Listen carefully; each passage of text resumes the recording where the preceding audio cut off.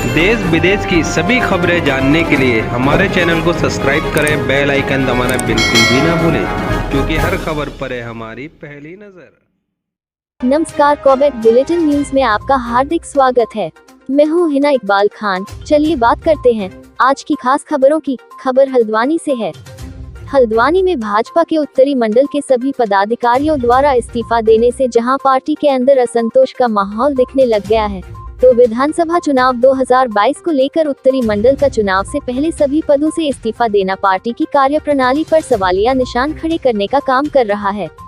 वहीं उत्तरी मंडल के मंडला अध्यक्ष नवीन पंत ने अपने सभी पदाधिकारियों के साथ एक प्रेस वार्ता का आयोजन किया, जिसमें उन्होंने बीजेपी के जिला महामंत्री प्रदीप जनोटी पर मानसिक तौर पर उत्पीड़न करने का आरोप लगाया है।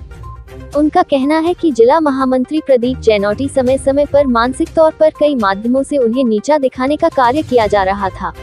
उनका कहना है कि भाजपा जिला महामंत्री पार्टी के सभी पदाधिकारियों के साथ लगातार अवहेलना करने का कार्य कर रहे थे, जिससे उत्तरी मंडल के सभी पुरुष और महिला पदाधिकारियों के द्वारा सभी पदों से मजबूरन इस्तीफा देना पड़ा।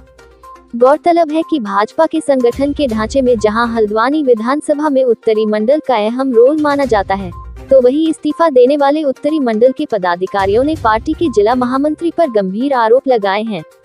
आप देख रहे हैं हल्द्वानी से संवाददाता समी आलम की रिपोर्ट। फिलहाल खबरों में इतना ही। ऐसी ही छोटी बड़ी देश विदेश की खबरें जानने के लिए हमारे चैनल को सब्सक्राइब करें, शेयर करें, बेल आइकन दबाना बिल्कुल भी ना भूलें, क्योंकि हर खबर पर है हमारी पहली नजर।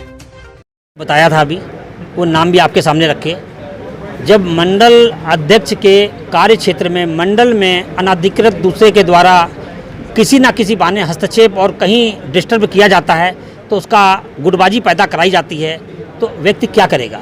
आज बहुत लंबे समय से जिला महामंत्री प्रदीप जनोटी जी द्वारा बहुत ज़्यादा पूर्ण रूप से मतलब उनको सिर्फ मंडल के रूप में उत्तरी मंडल दिखाई देता था, और किसी न किसी बहाने वो मंडल में अपना हस्तक्षेप करते थे, और उन्होंने बहुत यही कह सकता हूँ बहुत ज़्यादा परेशान मंडल के पदाधिकारियों को कर रखा था, और अपने को स्वयं को एक जिलाध्यक्ष के रूप में कि मैं आगे भविष्य का होने वाला जिलाध्यक्ष हूँ, और जिलाध्यक्ष तो चुनाव की तैयारी में लगे हैं, जिलाध्यक्ष का चार्ज भी मेरे पास है, ऐसा दर्शाते हुए उन्होंने कार्यकर्ताओं पे एक अनाधिकृत एक जोर बना रखा था।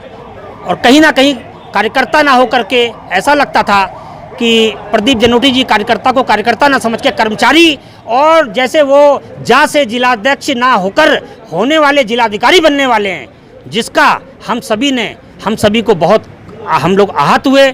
उसके तत्पश्चात हम लोगों ने अपने पद से इस्तीफा दिया था।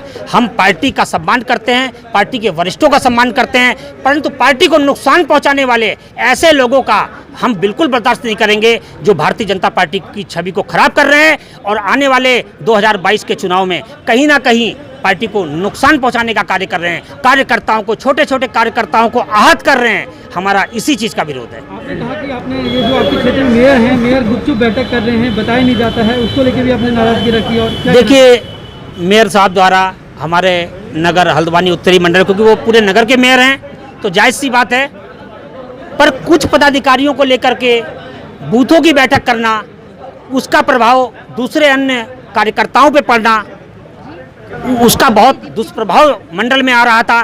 कहीं ना कहीं हमारे लिए वो गुटबाजी पैदा कराने का कार्य कर रहे थे, जो हमारे लिए बहुत नुकसानदायक था। मेयर साहब के विषय में मैं आपसे कुछ भी नहीं कह रही हूँ, ठीक है, क्योंकि उन्होंने जो भी मीटिंग करी बताना चाहिए। यही कहेंगे कि वो अगर हमारे मंडल में कोई भी कार्य करते हैं तो उसकी हमें सूचना तो होनी चाहिए।